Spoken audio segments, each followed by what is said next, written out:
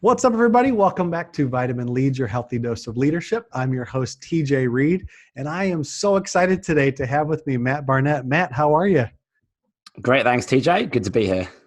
It is so good to have you here. Matt, I would love for you to just share with our listeners a little bit about yourself and kind of the journey to where you're at today. Sure thing. So I'm actually British originally. So I'm a designer from London, and I moved to Australia maybe 10 years ago, mostly to surf, I'll be honest.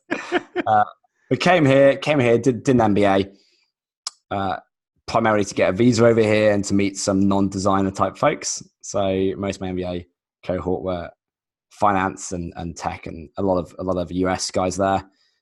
But then off the back of that, went and launched a tech company, which failed miserably, as they all do at the beginning. Had the whole thing, the founder breakup, lost loads of investment, etc.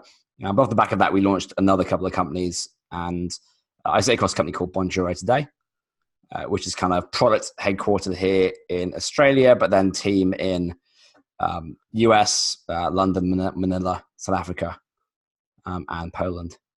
Wow, all over the globe. All around the place. Almost on every continent, right? Yeah, like who are we missing? Greenland? we need to fix that. That's awesome. Would you talk a little bit? I don't want to open old wounds, but would you talk a little bit about the failed thing that you did first and like how that maybe led you to where you're at today? Yeah, for sure. So I mean, the caveat is I was always looking to go into business. So I grew up around a business environment. My brother runs a business over in the States, like the family business. So it was always where I was going to go. So I was looking for something anyway.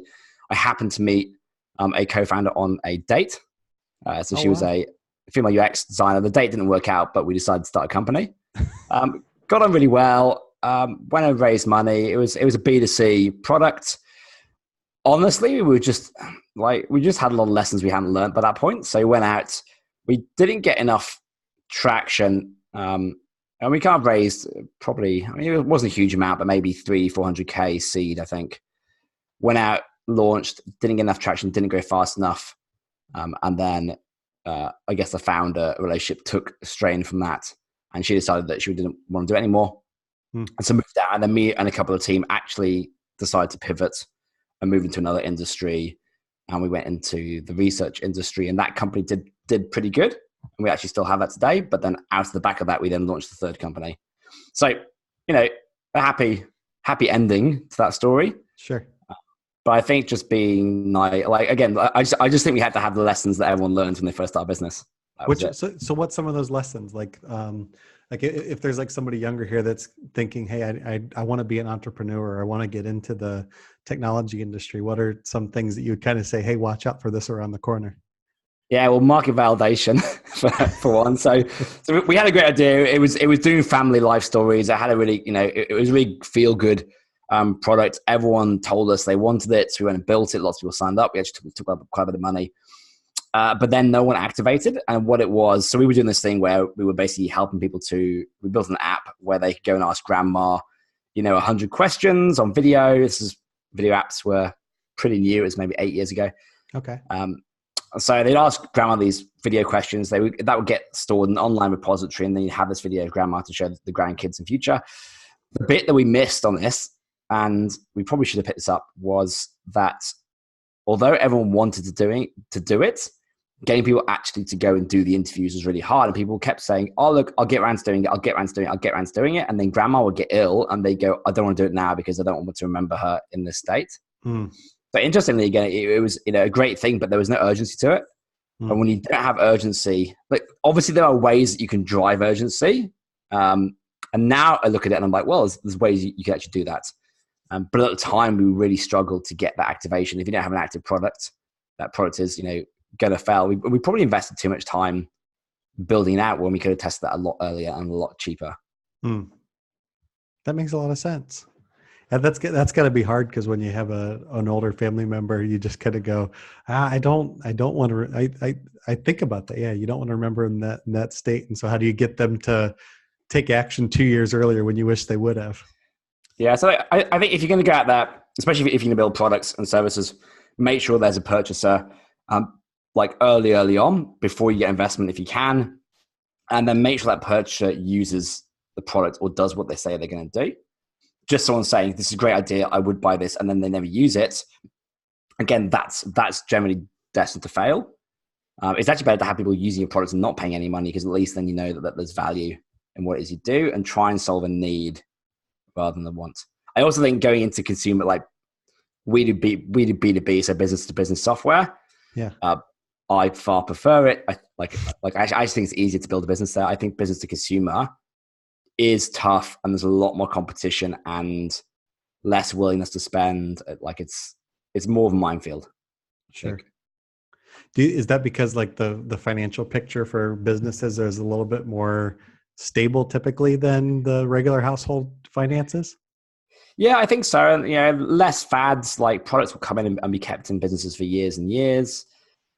Yes, they have budgets to spend. They have much larger budgets to spend than we do individually, potentially. But this is not a blanket rule. There are many, many great B2C businesses out there in the world. Sure. Maybe just do consider it. And if you have experience, I mean, like even if you're young, if you've been in jobs and you see things and you go, this is a problem and we can maybe solve this. If you have first-hand experience, it's going to be a lot easier to build a solution for that as well. Because it's something you care about. It's something that like you see a frustration for, that you go, I this can be better. It's a pain. Like you've experienced that pain. Whereas, the grandparents thing, I look back on it, I'm like, yes, okay, people have experiences, but they haven't experienced going and doing videos and doing the recording and doing the interview themselves. So you can't take a bit of a gamble saying, well, this is a great idea. Will it become a thing? Yeah. That makes a lot of sense. So like Bonjoro, it also is like a video type of thing. What interested you in the video? It seems like that seems to be something that's kind of trekked throughout your career. Was it the designer side of you that really was interested in video, or why is that? I think because this original business idea we had included video. Okay. When we then looked to pivot that, we built a second video product because we had understanding of video. Like again, like when we first launched, most phones did not have a video camera. They could do like pictures, they couldn't do video, and there were very few video apps. So we always had this struggle where not everyone had the right phone. But interestingly, when we're going through this process, we suddenly realized we actually knew quite a bit about video. We saw another opportunity that was in a business scenario and that worked pretty well. As we built that, we learned more about video. And the latest business, Bonjour, was actually not supposed to be a business. It was simply something we were doing. So we would send videos to customers when they came on board. Okay. I used to take a boat to work and I'd do a video on the boat going past the Opera House and be like, hey, Jim, saw you signed up. Here we are in Australia. And then some of those customers asked if they could use this product. So it was solving a need for us where we were using it to convert more leads from in our own channel. And then those leads came around. They were like, can we also use this to convert more leads for ourselves? Yeah. So we obviously hit a pain point. We solved that for ourselves, and turns out that was a problem for lots more businesses. And then the product we released grew from there. So again, back to that first point when I said, there was a pain point we were trying to solve, and just turns out a few thousand other people had that same pain point. So it kind of just emerged from really trying to serve and connect with your customers.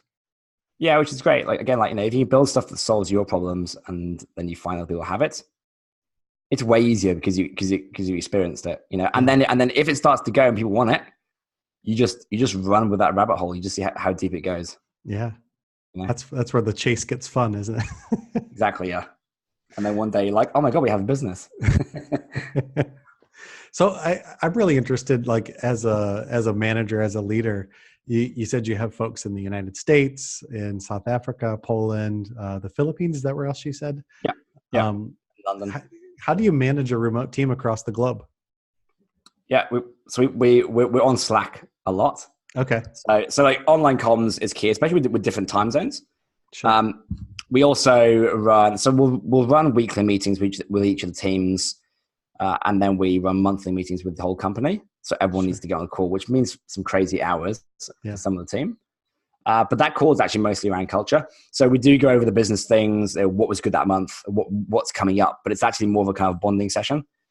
And then we'll bring the whole team together once a year. So we did kind of Scotland last year. We did Australia the year before. So we fly everyone out. And obviously we're paying, we have offices here in Sydney and offices in London, but everyone else is completely remote. So the money we save on desk space, we spend on flights, bringing everyone together. Um, there's a lot. I mean, what other details do you want to go to? There's a lot around obviously Well, making sure that country teams get together and how do you? So let's talk about the building culture through those yeah. calls. Like, what does that look like for you? Because I know it's probably a lot of, hey, this is kind of our heart, our passion for this business, and let's instill that in you since you're not here in Australia with us or in our London offices. Like, what does that look like for your team members over video? Yeah, so we generally have department heads will run through their stuff for the month coming up. So marketing will do this, but marketing is in the States and the UK. So the head of marketing will then call out certain team members. Product is generally Australia and Manila. Okay, So the Australian CTO will then call out the other team and bring them in. So it's kind of like you get each department head to run their own piece and then call out the team members like each month. So we'll congratulate everyone, but I let each team member do that. So it's not me running the main call. In sure. fact, it's actually one of my product guys is the guy who kind of kicks off the call because he's the funniest one out of all of us. And so his job is just to make sure everyone starts smiling and having fun before we get into things. So we've kind of like got down to a bit of an art, but it's about, you have to have everyone involved in the call. We keep it to kind of 40 minutes so it doesn't go over so everyone's engaged.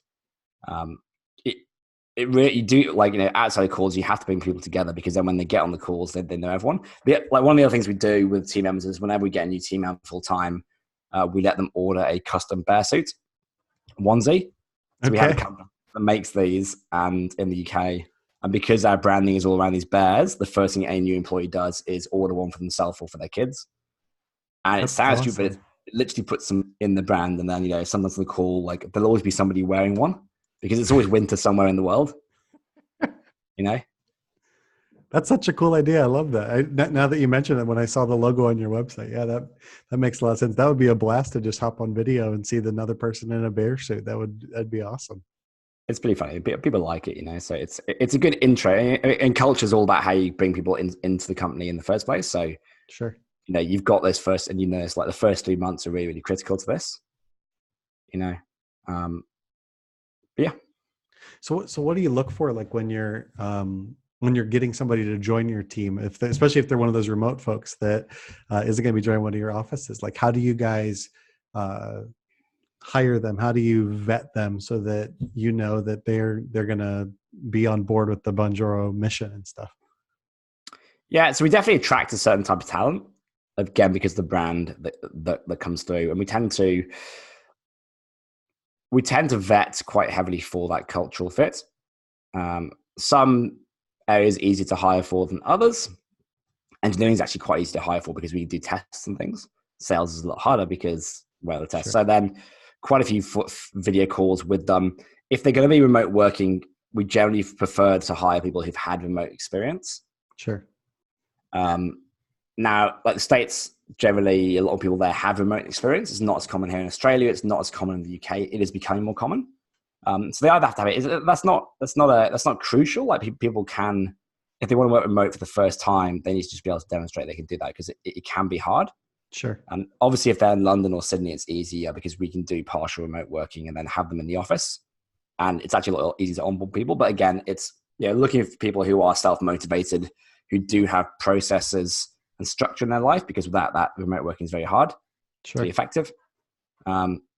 Most of our remote workers tend to be over 30, I'd say. Sure. Um, so there's definitely a life stage time that comes with it, whereas our more junior members tend to be in the offices. Makes sense. And they probably prefer the offices too, the junior members that. Yeah, it's important. Yeah, so it's if you're 22 years old, Yeah. remote working on your own is not that fun. You want to be in with the people, going out for drinks after work, Yeah. meet other businesses. So we do shared offices, so we meet other tech companies as well.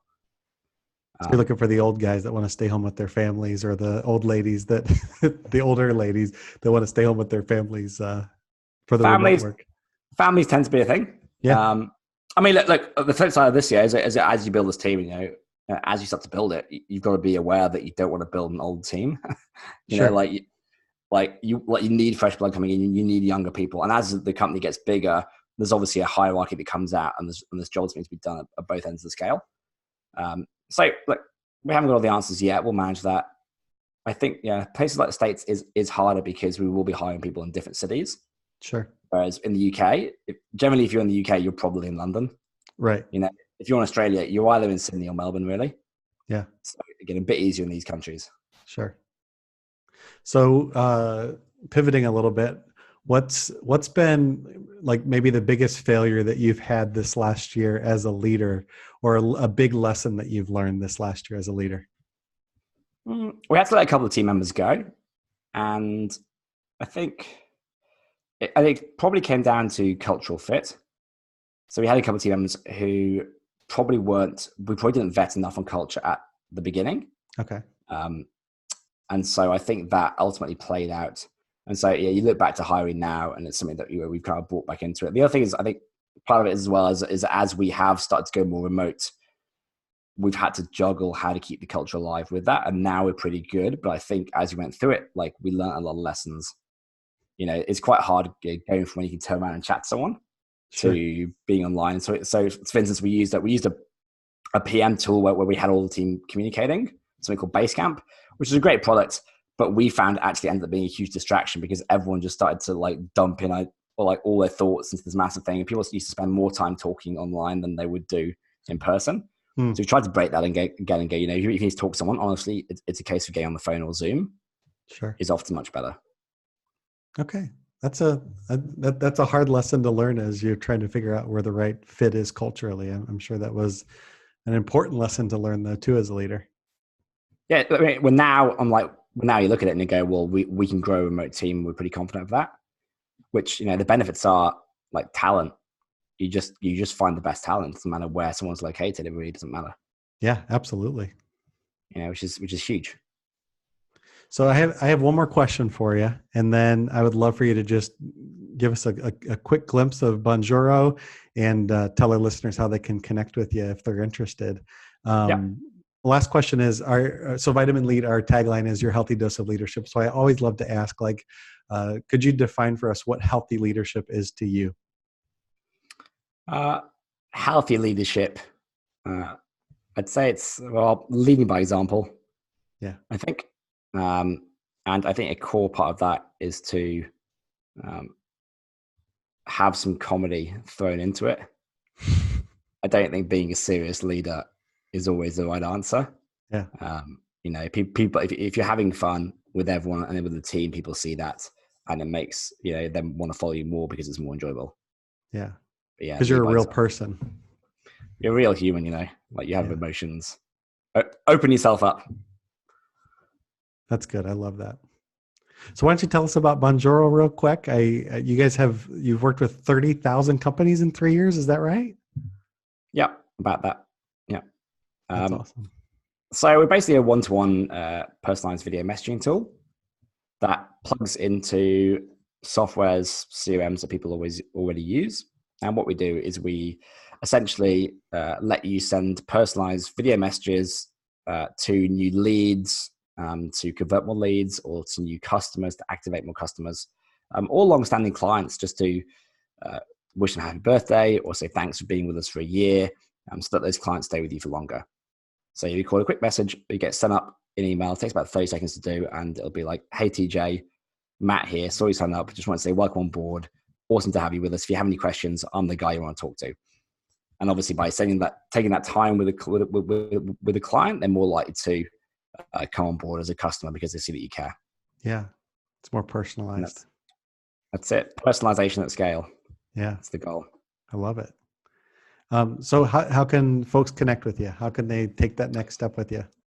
Yeah, so anyone wants to have a go, just go to bonjoro.com, and there's a free 2-week trial. So get on there, go crazy, have a play with it, see if it works for you. If you have any questions, do talk to us. You will get a welcome video from one of the team. If you sign up, one of us will be in touch. Anyway, so you'll see the product in action. But any questions, please do reach out and let us know. I love that. So how do we say goodbye in Australian? I feel like I know good day. Like, how do you say goodbye? Is it the same thing, or? I think it's just goodbye. Maybe we don't say anything. We just walk away in silence. Is that how we should finish this podcast? Just walk away in silence. That's it. We're done. Well, Matt, thank you so much for your time today. Thanks for sharing with us and sharing some of what you've been learning as a leader. So grateful for your time this evening. No problem, TJ. Thanks for having me. Absolutely. Well, live healthy, leaders, and we will talk soon.